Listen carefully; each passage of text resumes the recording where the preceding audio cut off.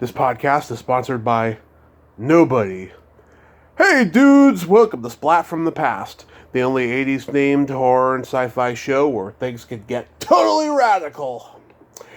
Now today, I am just so friggin' excited because I will have one of my very good friends from the Bay Area bar scene that I've known for many years on, making her podcast debut, Jessica Mendez.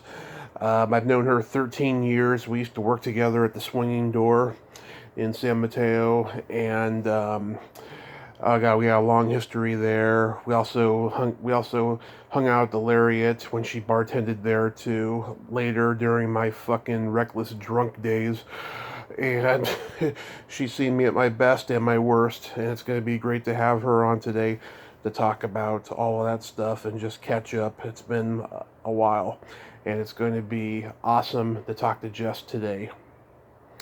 And may the 4th be with you all. Okay, so yeah, here is my interview with Jessica Mendez.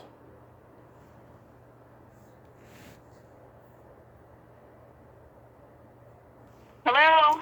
What's up, Jess? Welcome to the show. Hi, Tommy. How are you?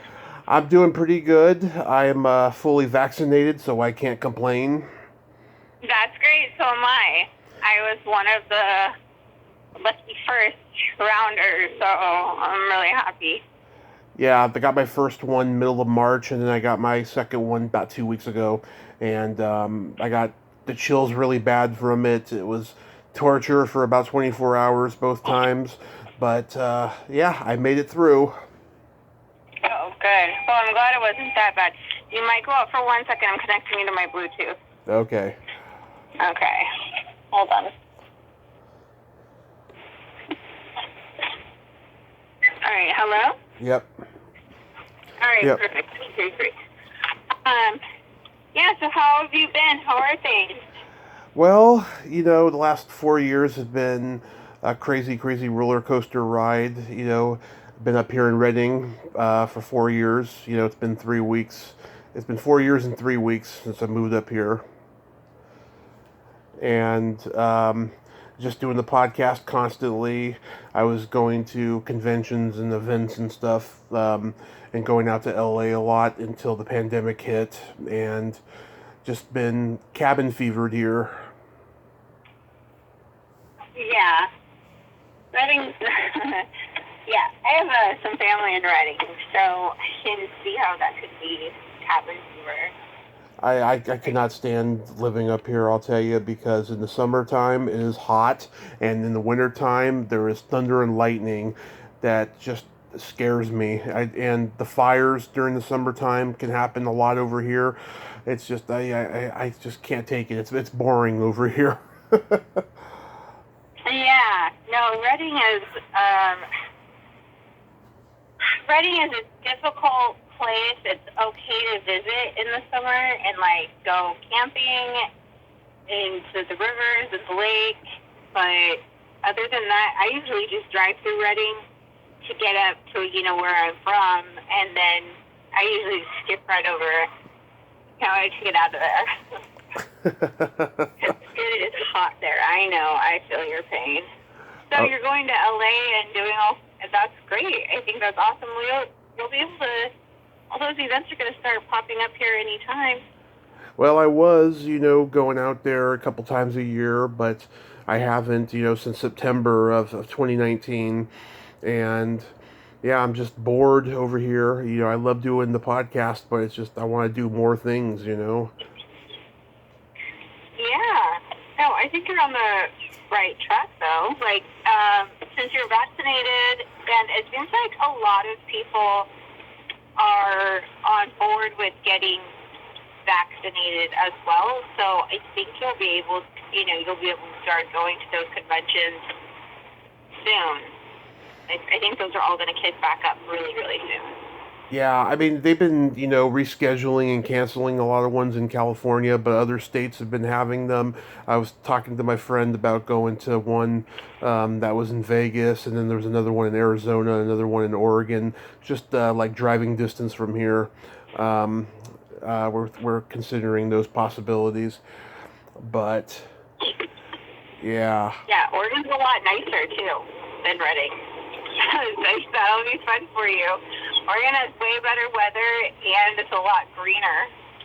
my dad lives in Marysville, Washington. I visited him a couple of years ago there, and it was raining all the time.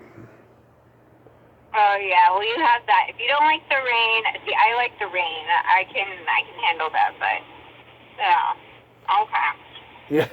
Yeah, you missed the Bay Area weather. I bet you missed. That's what it is. You really miss that Bay Area. I missed the Bay. I missed the Bay Area weather.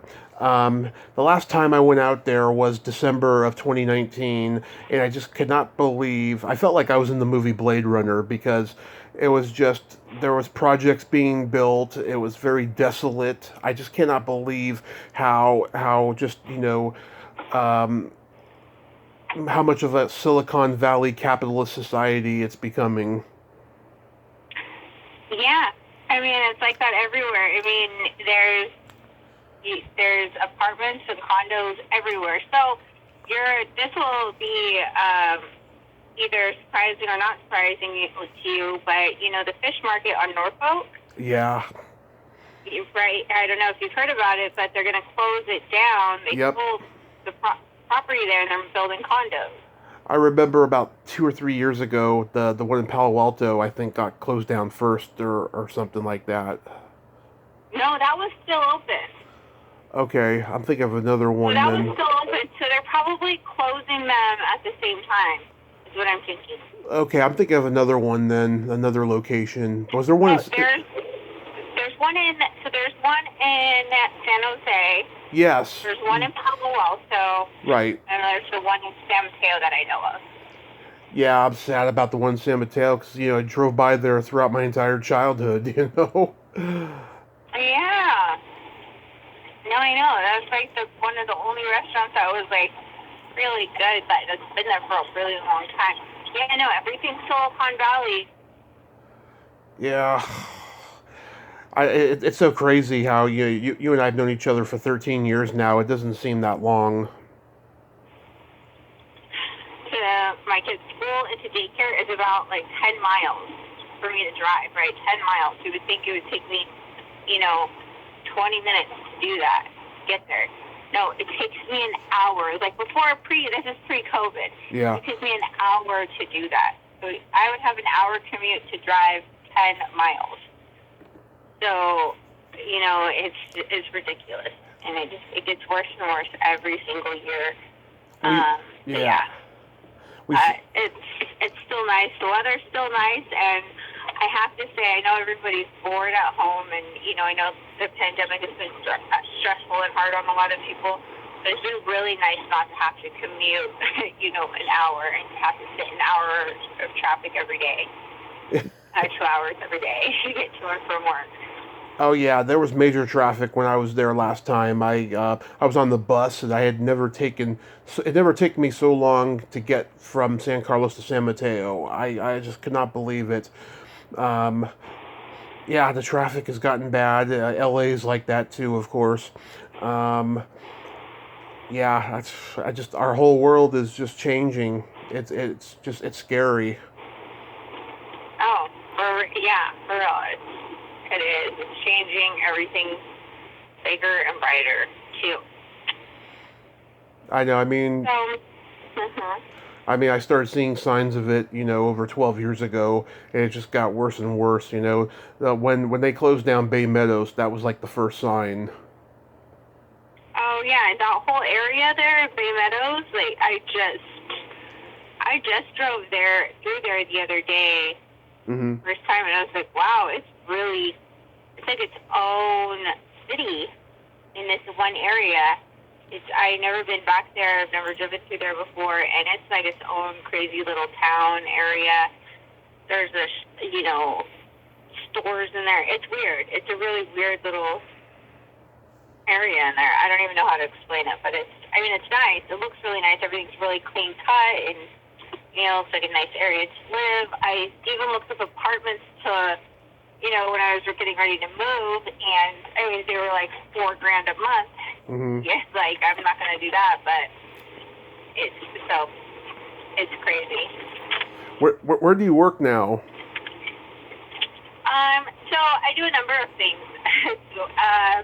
I work for a company called Gilead Sciences Mm-hmm. in Foster City. So it's a biopharmaceutical company. We make various treatments. So one of our newest treatment is actually for the coronavirus. We have one of the only FDA approved treatments that actually shows it actually works. Yeah. And so that's the one that we have is remdesivir, and it was all in the news. And that's the one that actually will help people get better, and it has a really good. I think it's like 60% of patients who take it that are very sick with COVID, they actually get better and they recover. So that's a very good rate. So that's our latest drug. And then other than that, we've got lots of, our main focus has always been on antivirals. So we have a lot of HIV treatments and Hep C. We've been acquiring different companies. So we've got a lot of stuff going on. So we've been super busy lately. Yeah. So that's where I work during the day. I support a team of about 300 people total. I am an admin for an executive director there. Nice. Yeah, so it's really nice. I love my job. It's a really great job. So, I've always had an office job, and that's like the best. So I love it there. They, treat me really well. And then I also have my jewelry business, which is doing pretty well. And my name is finally getting out. That's kind of like my little passion, hobby that I have that has turned into something really great. I got, my face was on CNN. Yeah. The other day, I didn't even know about it, and I was just looking through some Instagram videos, and I was like, oh my God, that's my face on CNN. It was really exciting. So my jewelry business is starting to kick up, and that's been doing really well. And what else? And then I still bartend here and there. Every once in a while I do fill-ins, but not too often. Where do you bartend at? At Mariners Golf Course. Oh boy, really? Yeah, at the golf course. It's huge. So right now it's super nice because we're only there, and if I do work during the week, so I'm only there until 10 o'clock. Yeah. There's no more karaoke, so we're not open until 2 in the morning. There's no 2 in the morning shift. There's none of that. And then if I work a Saturday or a Sunday, I'm out of there by 7 o'clock. So it's great. There's I'm way too old now to do like the 2 a.m., 3 a.m. Oh yeah. Going home thing. No way. I'm ready for bed right now. But we just had a steak dinner, and I'm ready to go to sleep. It's my son's 15th birthday, so we went and had dinner. And I was like, oh my God, I forgot I was supposed to do the call tonight. And then my friend was like, called me over to his restaurant, like, hey, we have this special going on for the tomahawk steak, blah, blah, blah. I was like, oh yeah, let's go to the tomahawk steak for your birthday. Oh, alright, so yeah. So, got all these things going on. But yeah. Is number is a thing. Is Danielle still at Mariners? Danielle Danielle is at Mariners. Yep, she's our lead. She's our lead. She is like our bar manager there. Yeah, she was cool. I used to see her on Friday nights when I'd go there for karaoke. Oh, there was karaoke when. Oh yeah, yeah. DJ Oh yeah, DJ Purple. You did it there for probably about 10 years. Danielle and because Danielle. So when I worked at Mariners like years ago, I thought they had quit karaoke. I think there was a point where they stopped it for a little bit and then brought it back. Okay, so I started. Okay, I was first aware about it in '08 when Purple was working with me at Swingin Door, and then I didn't start going until after I got fired, which was '09, and then I would be there like every once in a while, and there was different girls working on Friday nights, and then when I got out of the hospital after my accident, then that's when I saw Danielle on Friday nights. Okay, yeah, okay, because then by that point, I think I had already quit working there, and she had started working there. I vaguely remember you mentioning you were working there. Yeah. Yeah. Because I was working there a long time ago, years ago, before I had my daughter, before I worked at Throwback. Yeah, because. And then I had quit, and then then they asked me to come back as a fill-in because there was a number of things like the girls, one needed surgery, another one, had the family stuff come up, so they really needed me.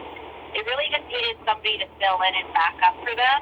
Mm-hmm. And the regulars asked for me to come back. They said, "Why don't you call Jessica and ask her to come back? We love her. We want her back." So I was like, "Oh, okay. Well, if they ask me back by name, like, okay, fine, I'll come back." I thought that was really nice. So I just do fill-ins here and there for them whenever they need me.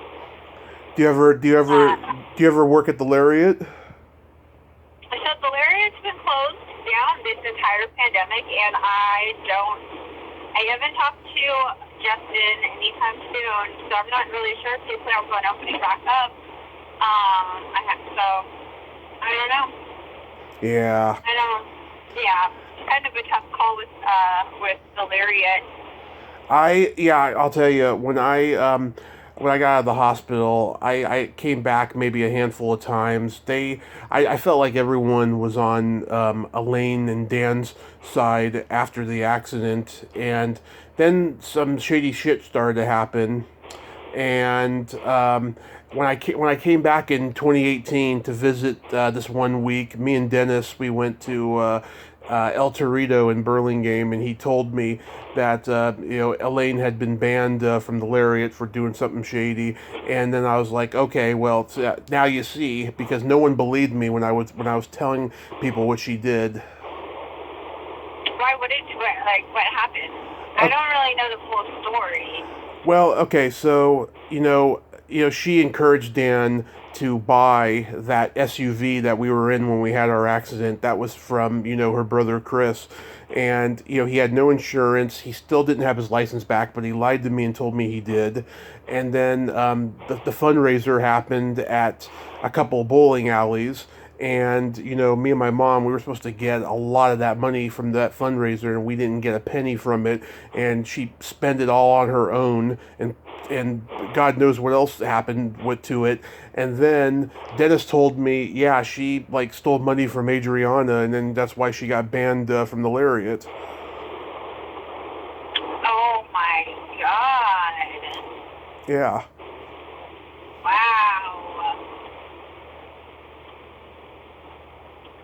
Wow, yeah, that's pretty deep. I've just know that I feel like that's vaguely something that I don't think I was really trying to get involved in any of that when all that happened. Yeah. I think I was kind of I remember all the fundraising and everything that happened, but I didn't realize you didn't get any money at all. And it was that, that extreme. Yeah. And I heard that I did hear that she stole money from Adriana as well. I heard that as a rumor. I wasn't sure if that was true or not. Because, when people are drinking, the truth always gets lost. So, you never know who to believe, and you can't really, you don't want to, and I don't know, I never want to get involved in anybody my own anyways. So, yeah. Yeah, that's awful. That's not right that happened. No, I completely distanced myself from everybody after that. I talked to Tiffany McKinley a couple times last summer. She told me that BKR in April told her to not associate with me, or she was going to be out of the circle because of some shit that I did when I was drinking back in 2014.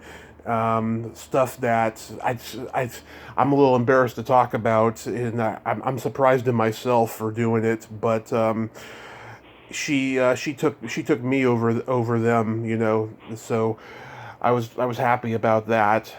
But yeah, I mean, just everybody, ever since I started this podcast, everybody's been just a fucking naysayer to me and stuff, and they can't, forget about the past and all the stupid mistakes I made. I was young, I'm human, we all make mistakes. Uh-huh. Yeah, I mean, that's true. Everybody does make mistakes. Ever since Spaz died, Sanjeev and that whole crew won't talk to me. Spaz's family won't. I had a huge falling out with them over stupid stuff, and it's just been a lot of crap I've been through the last few years, but I've met some wonderful people and made some wonderful friends, people who genuinely care about me. I haven't met any around here in Reading, but on my podcast, I've met some great people. Oh, good for you. That's good to hear. That's nice and positive. Yeah. Oh, man, I know it's rough. It's hard. Well, if it makes you feel any better, I don't have any friends because I like to be a hermit and keep to myself these days. Really? You don't talk to anybody anymore? I have all the friends I need are the ones that are in my house. I have my dog, my cat, and my children. Oh. If it's not making me money, I don't need it. That's my new motto. I'm not going. If it's not making me money, I'm not showing up. Because you gotta always just invest in yourself anyway. So forget all these people, and whatever's gonna make you better at the end of the day is what you need to be focused on. Because you go through so much. I've gone through so much drama in the last ridiculous amounts of stress and anxiety to where I couldn't, in the last few years, that I couldn't even get out of bed. It was so terrible. And then oh, I remember stuff that you went through, but going back to those swinging door days. There's things that are beyond that have been just more detrimental than all of that. That was nothing. That was a piece of cake for what I've had to go. Hold on. Yeah.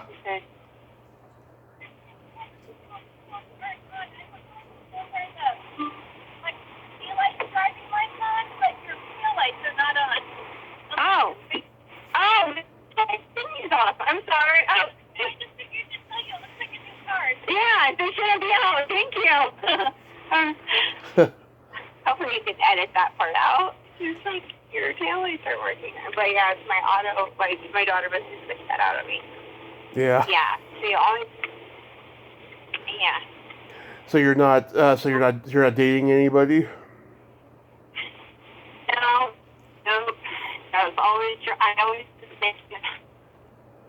Yeah, I've been celibate the last 6 years, and just been focusing on the future and stuff. Though I mean, I do podcasts where I talk about sex, and that's where I get to like live vicariously. That's where I get my fix from. But other than that, yeah, I haven't been dating and stuff. I came very close. There was a girl that lived in my apartment complex when I first moved up here. She was married, and she was in a marriage where the guy was just a complete douche, and she wanted to cheat on him and have some fun with me, and then she just kept playing mind games, and then eventually she got out of here. She escaped. She moved somewhere, and I actually saw her I guess now ex-husband. I actually saw him at Walmart about a year ago. Oh. Yeah, he looked like Wow. he wanted to fight me. I think he found out. I think he saw the text messages. Jeez. Yeah, be careful. Reading is like... It's very conservative over here. That's one of the reasons why I don't like it. And it's very white trashy and stuff. And Yeah, it's super hillbilly that I don't like it either. I'm not going to be welcome back to Reading anytime soon. the homeless people around here are scarier than in the Bay Area. Oh my God, I know. They're like even little hermits there, like they'll steal your identity, they'll sit in your house, like, Hey, I've been wondering, how's your brother doing? he's doing good. He's now Delaware County Sheriff. Mm-hmm. He's doing really well, and he's married, all of that stuff. Wow. And yeah, he moved back. Back home. Oh my God! I haven't seen. He hasn't been on Facebook in a lot of years. I've noticed. Yeah, he just with his job and everything, he's not really much into the social media. Yeah. Oh, that's cool that he's married, though, because I remember nights at the bar where he'd be talking to some chick, and thinking that he was going to get lucky, and then he would strike out. Oh, poor guy. I know.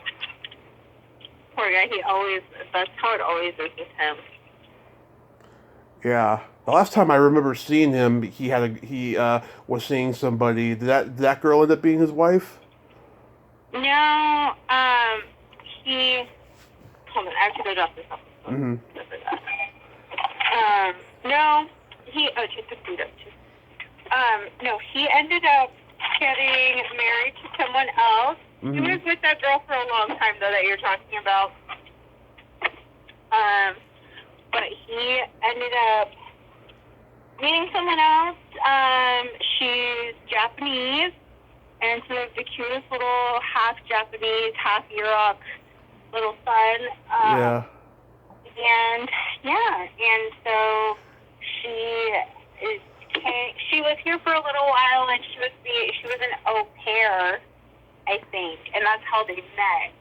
Or she was babysitting, she was a nanny, something like that, and that's how they met. And then she had to go back to Japan for a while, and then they finally got their visas in order, and so now they lucked out. They got her here right before the shutdown, before all the travel bans and everything for COVID, like the month before. It was nuts. Oh, man. So because we had already waited like 3 years for them to get here, and then COVID hit like a month after they got here. So it was like, they barely made the cutoff date. Yeah, it sucks. Bad. Mhm. Yeah, I got to go back to Swinging Door a few times before I moved. When I was in the hospital, Warren messaged me, and he told me he hoped I was gonna make it and stuff, and that I was welcome to come back. And it took me almost a year and a half before I actually did. And I went, I saw Stephen April and John Rees, and we were just having some good times talking. But it's completely dead over there. It's not like it was when we were there. I know. It was after leaving going back there. Like, the Thursday nights were never the same. Yeah. And then the Friday, Saturday nights weren't the same either. And the same was like that for the Lariat. When I left, and then when I came back, like, the shifts were no longer the same. Everything kind of like people, and it's like, everybody, like, there's a couple of the same group there, but it dies out. People move on, and they move on with their lives, and, Yeah, I mean, Swingin Door was dead when I first got there, and I have to take credit for turning that around because I did promote the hell out of that place when I first got there, up until I left, because I knew everybody on MySpace. This is before Facebook. I knew everybody on MySpace. I would say, hey, I'm here tonight. I'd put out the bulletin, and everyone from high school would show up, and it didn't happen overnight. It took months, once we got the bands in there for a short time and then got rid of them and then brought them back and then just kept karaoke permanently. It was, the Studio 54 of San Mateo, as I call it. Yeah. No, exactly. That's exactly how it was. It was like, it was so busy, and then, like, you would know everybody. We all knew everyone there. We all knew, we knew everyone there, and just like anybody could show up that we like grew up with and stuff. It was insane, and now everyone's gone. Yeah, everyone's gone. No one goes out. Like, I don't see, I'll see people if I'm working at the golf course now. I'll see people there. Oh, yeah. But they'll be like, yeah, I'm out here, playing golf down with my dad. Like, this is what I do now. Like, I don't, people they're not staying up late anymore. They're not doing all of that. Everybody's like, I've got 3 kids at home. We just can't do that anymore, And it's true, I can't do that anymore either. I'm ready. I have to drop something off at the post office right now. I'm, like, ready to fall over. Like, I need to hurry to drop this off when I get home. Yeah, it's crazy. Swingin Door. Remember when we got pulled over? I think I was skiing on Halloween. Yes. Oh my God, that was so funny. I was like, just give me the drunk test with the finger. Yeah. I was so mad. I was like, I haven't been drinking. Like, well, where are you coming from? I'm coming from the bar. I haven't been drinking. That night set the tone for the attitude you would develop when you started working at the Lariat. I was shocked that night just how much of an attitude you gave that cop. Oh my God, I did. Because I was like, I haven't been drinking, and letting you know, you could just give me the drunk test so I can go. Like, let's just make this quick. I want to drop him off. I'm tired. It's Halloween night. I want to go home. I want to go to bed. And I got work tomorrow morning, so let's just get this over with. Like, I got that. Like, look, what do you want from me? Like, because I was just like, it's time to go. That was funny, though. And then they're like, how much have you been drinking? I'm like, he hasn't been drinking. I'm giving him a ride home. What does it matter if he's been drinking? Like, what does it even matter if he's been drinking? He's a passenger. Stupid. Like, that made me so mad. Yeah. I was just like, God, I remember that. And they're like, okay, follow my fingers. They're like, he hasn't been drinking. Told you. Human. You think I'd be speeding if I had been drinking? Like, I would have been driving the limit had I been drinking. And I remember you said to him, my brother's a San Francisco cop. Does that matter? Does that matter? Like, can I just get out of my speeding ticket? And I haven't been drinking. Your brother's a cop. Yeah. I'm not going to be drinking and driving. Like, let me go. That's so funny. Oh yeah, that was classic. I remember the very first time you drove me home, right? And I was so fucking bold. I was like feeling your stomach to see if your belly button was an innie or an outie. No, you didn't. Yeah, I did. You don't remember? Yeah, I and then, remember that. well, so I caught myself and was like, I'm sorry, I should have asked first. And you were like, oh, no, it's okay. Oh, I don't remember that. That's so funny. Yeah, I remember. Hmm. Oh, that is funny. No, I don't remember that. Um, yeah, that was a long time ago. That was like 10 years ago. It was 13. Oh, was it? Jeez. Okay, that was even longer ago than I remember. Yeah. Oh my God, because I remember when you first came, you were at the melting pot, and Sally and Bliss were like hanging out all the time. Mm-hmm. And after they both got fired, the whole crew at the melting pot distanced themselves from me because I was guilty by association. I mean, Sally was already gone. He fucking vanished to Missouri. And he came close to death like what 5 6 years ago, something like that. Oh, I don't even know. I didn't even hear. Oh yeah, there was pictures of him on Facebook where he had IVs in him and shit. He came very close to dying. I think he had an accident or something. But he's not on Facebook anymore. I don't even know what he's up to. I don't know if he's still going around lying or not or not. I don't know. That guy is the classic, like, con artist. Like, he's, like, major con artist. He's a con artist with a heart of gold. Yeah, like, he's, Yeah. like, the biggest liar. You cannot trust anything that guy says. Like, not one word that comes out of his mouth is the truth. Oh God, I don't even know what to even think. Like, anything he had said to me or anything at all, you could tell he was lying. And you have to be, like, you could tell he was lying. You start to catch on, and especially if you've been around people who are liars and, manipulators, you start to catch on a little bit quicker than other people. right. And it's like, right, so, when you're around, and then you're just like, you are so ridiculous. And then I remember talking to one of his friends Mm-hmm. that I had, I go, is he lying about all this stuff? Like, I go, this is ridiculous to me. I don't believe him. I was like, I don't believe any of these things he's saying.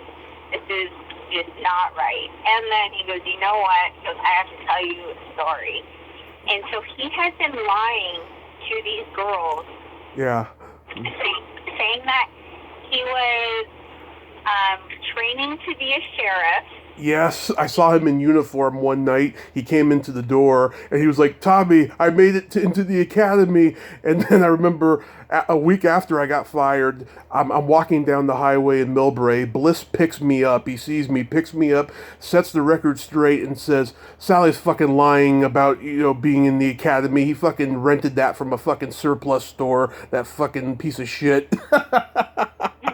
Oh my God, yeah. So he's lying about that, right? Yeah. So what happened was he got caught stealing money before that incident, before the melting pot. Right.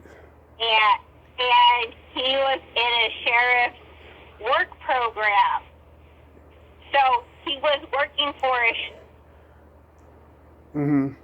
He's working for a sheriff. Like he was working for a sheriff, and so he got really cool with the sheriff, and the sheriff gave him, just like a hat, just gave him like a hat, and that was it. Like, and you could buy boots and a black shirt and black pants anywhere. Yeah. So, but he looked legit, right? So Right. he just played it up anytime, anywhere. Like, it was awful.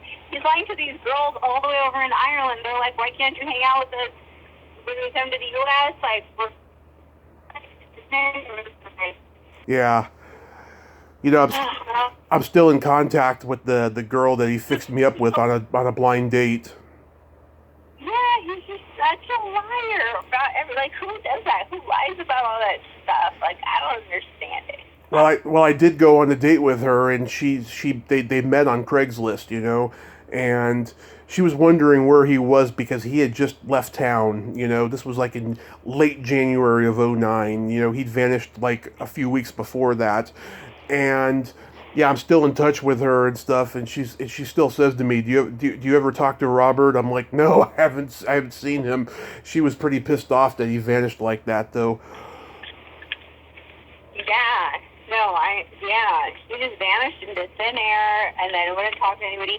Well, then there was then he stole that money from the melting pot, and I'm like wondering how he's able to get us. He was getting us limo rides and cases of booze all the time. Like, Yeah, we were doing the most. It was fun. I had fun. It kind of sucks because, it was all stolen money. But we didn't know. He is crazy. Like, who does that? And God. I think he was on crystal. I think he was on crystal meth because his breath was always bad. Oh, really? Yeah, I remember a couple times Oh. I had to give him Tic Tacs at one point. I remember. Oh, God, that's awful. Ooh, I didn't even know that. That would I'm totally make sense to, I'm just guessing. I don't know if it's I definite. like that. That's Yeah, a pretty big lie. yeah, I don't know if it's definite, but I'm just guessing. I think he was on meth. I don't know. 'Cause it sounds like he's got a pretty big track record with lying and stealing from employment.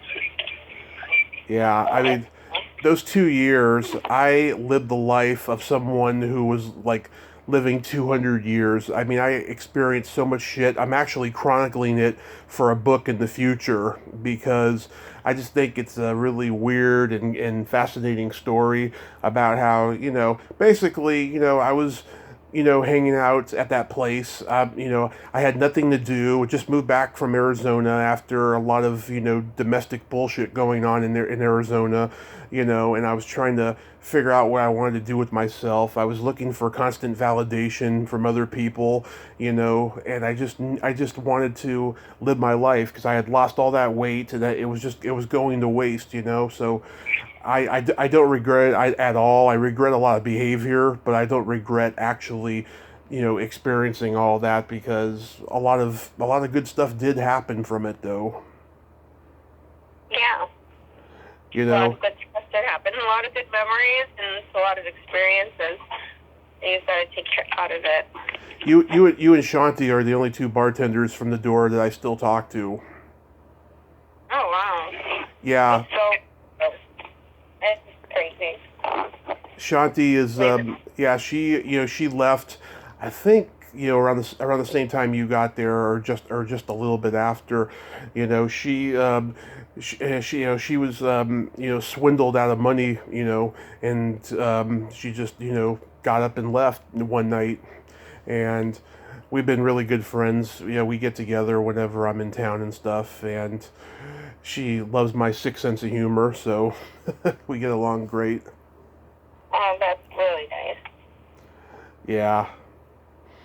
And yeah, I think the last time I saw you was at Bobby D's. Like, I think just before my accident happened was the last time I'd seen you. Yeah. Oh, God. That must have been... Oh, that was a long, long time ago then. 2014, maybe early 2015, because my accident was on January 21st of 2015. That must have been 2014 then. Yeah, because I was hanging out with this bartender, Leah.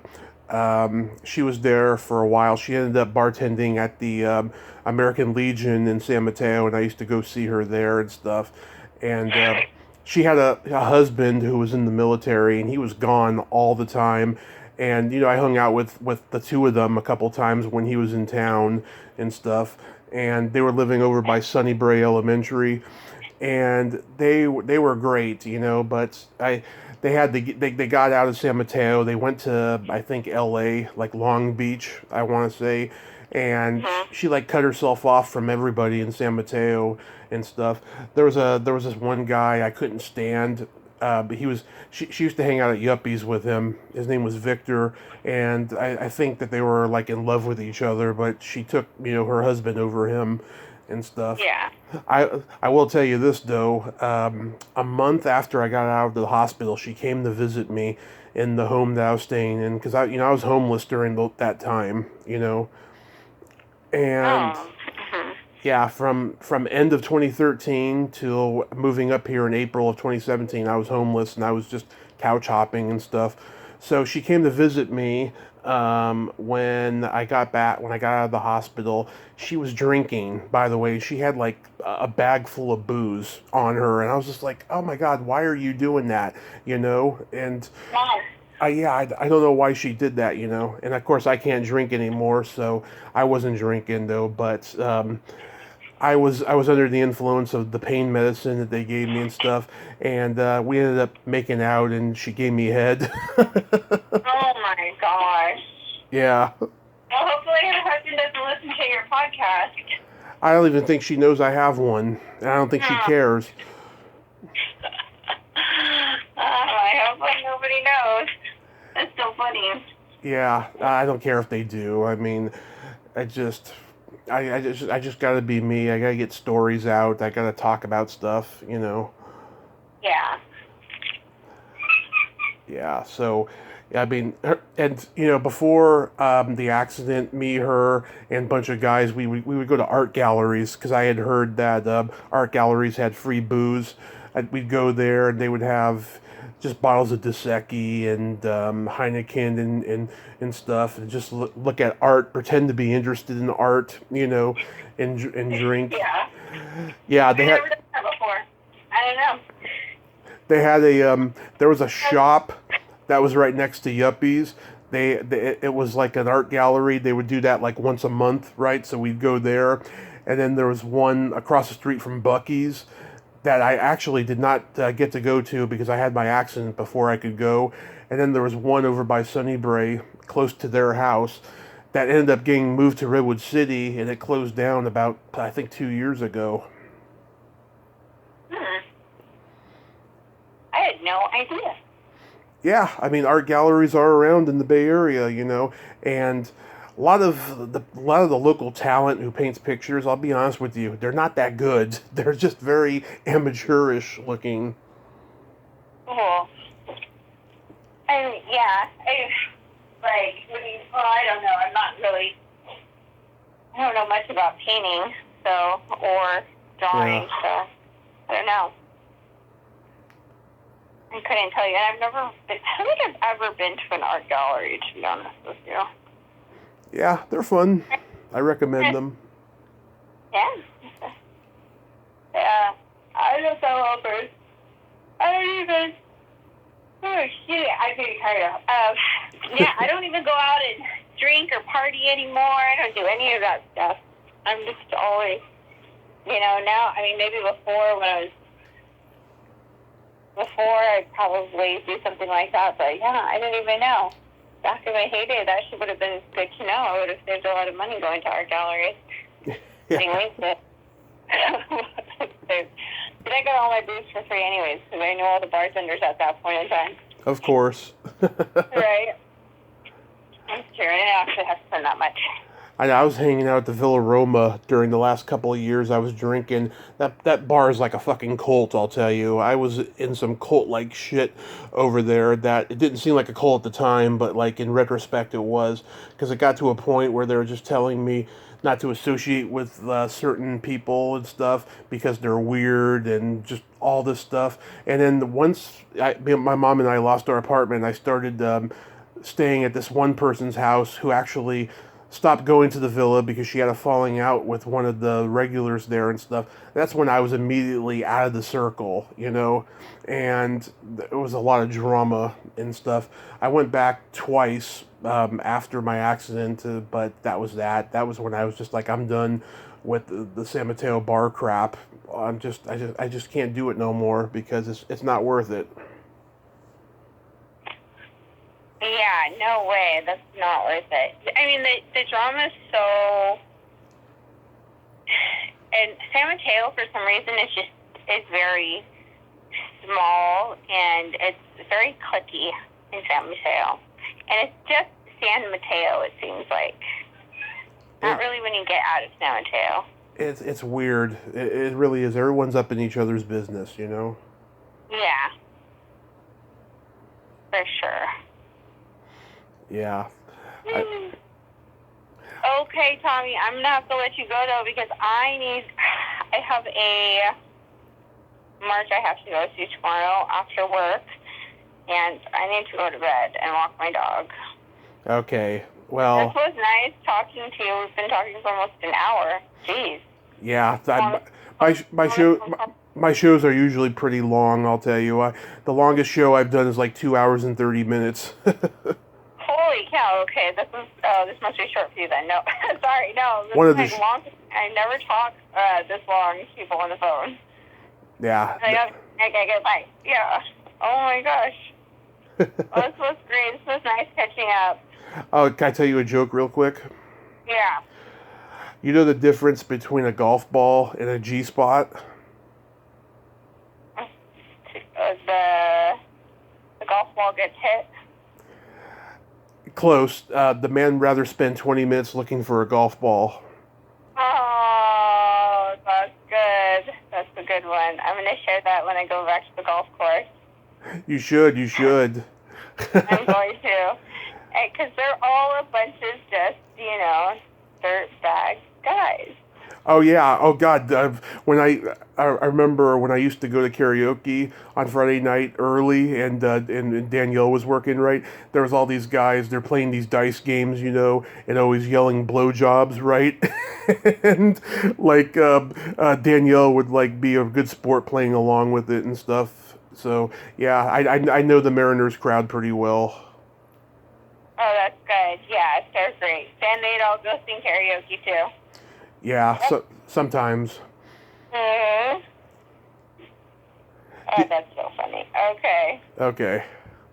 All right. Have fun. Have a good night, Tommy, and thank you for including me in your podcast. You too, absolutely. Stay safe and love you, hun. All right, love you too. Bye. Bye-bye. Well, there you have it. Jessica Mendez. Ain't she a sweetheart? I love her so much. I'm glad she could come on and we could have a conversation. It was like a private phone conversation podcast, which is generally the case here, but that one was really like one, and I'm so glad that we got to do it. She's an awesome, awesome person, and we've been through a lot together. Well, until next time, this is Tommy Throwback Kovac saying, there's no shame in living in the past, because the present sucks. Later, dudes.